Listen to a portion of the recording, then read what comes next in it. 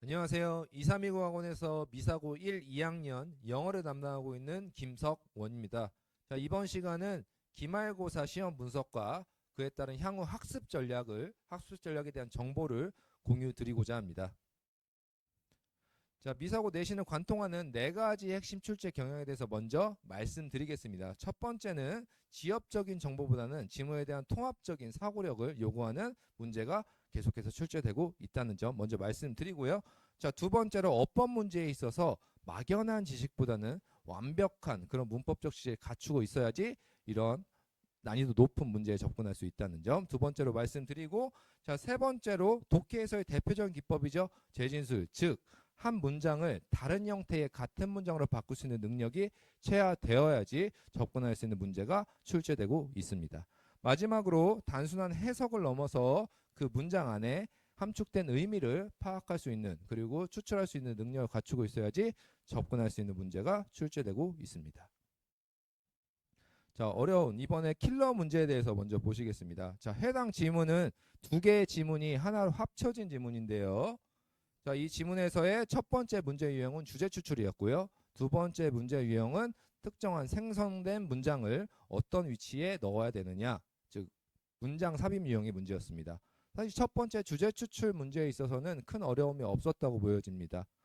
이 두 개의 지문이 각각의 주제가 비슷했기 때문에 두 개의 지문의 주제를 확실히 알고 있으면 문제 해결에 큰 어려움이 없었다고 보여지고요.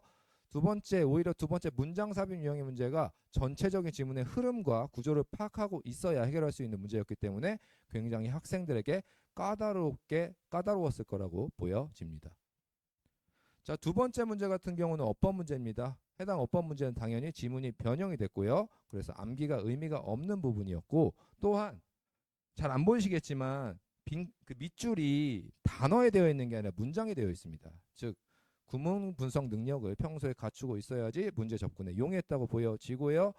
문제 유형 자체도 단순히 어떤 것이 올바른 문장이냐, 혹은 어떤 것이 틀린 문장이냐를 물어보는 것이 아니라 올바른 문장의 개수는 몇 개인가, 틀린 문장의 개수는 몇 개인가를 물어보는 굉장히 고난이도 유형의 어법 문제였기 때문에 학생들에게 굉장히 까다롭게 생각이 되었다고 보여집니다. 세 번째 문제는 함의 출현 유형의 문제입니다. 함의 출현 유형 자체가 이미 수능형 학습에 있어서 굉장히 고난이도 유형의 문제고요. 주제를 확실히 알고 있어야 그 주제에 연결시킬 수 있기 때문에 학생들에게 매우 고난이도 문제였다고 생각이 됩니다. 자, 이에 따른 향후 학습 전략을 네 가지 포인트로 제가 만들어 봤습니다. 첫 번째, 구조적 문법 지식 완성, 즉 문장의 구조를 분석하는 능력을 반드시 갖추고 있어야지 앞에 거론한 그런 고난이도 유형의 문제에 접근을 할 수 있습니다. 그리고 이번 시험에는 나오지 않았지만 얼마든지 앞으로 다시 나올 수 있는 서술형 문제에 대한 대비가 되어 있어야 하고, 그런 서술형 문제 대비를 하기 위해서는 빈출되는 동사, 즉 encourage 같은 이런 동사의 문장 구조를 평소에 알고 있어야 된다는 점 말씀드리면서 두 번째로 넘어가 보겠습니다. 자, 두 번째로 어휘력 반드시 확장돼야 됩니다. 직접적인 이유로는 미사고 내신 시험의 특징은 지문을 잘 알고도 선지의 어휘가 어려워서 못 푸는 경우가 굉장히 많습니다. 따라서 단순한 어휘의 뜻을 넘어서 동의어, 반의어, 그리고 예문 기반의 학습이 이루어져야 된다는 점 두 번째로 말씀드립니다. 자, 세 번째로 통합적 사고력, 즉 앞에 보여드렸듯이 지문이 두 개가 합쳐져서 하나의 지문으로 출제가 되었는데요. 꼭 이런 지문을 떠나서 굉장히 많이 출제되는 경향의 문제들이 빈칸, 순서, 삽입이기 때문에 이런 것은 지문 전체를 통합적으로 좀 사고해야 되는 훈련이 평소에 돼 있어야 되지 문제 풀기에 용이하고요. 따라서 지엽적인 정보보단 통합적 사고력이 평소에 학습이 되어야 된다. 마지막으로 이제부터는 좀 진지하게 수능형 학습에 임할 필요가 있다고 보여집니다. 미사고 내신 출제 경향이 수능형 학습의 기조와 앞으로 긴밀하게 더욱더 연결될 것으로 예상이 됩니다.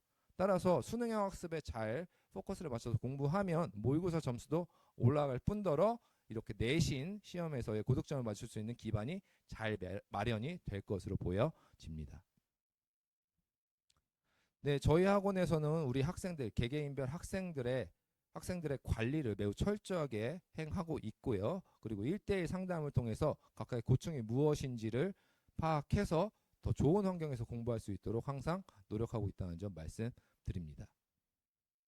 자, 저희 학원 유튜브와 홈페이지 QR코드입니다. 시간 되실 때 한 번씩 들어가서 확인하신다면 좋은 정보를 얻을 수 있을 것이라 생각이 되고요. 자, 오늘 제가 준비한 시험 분석은 여기까지입니다. 감사합니다.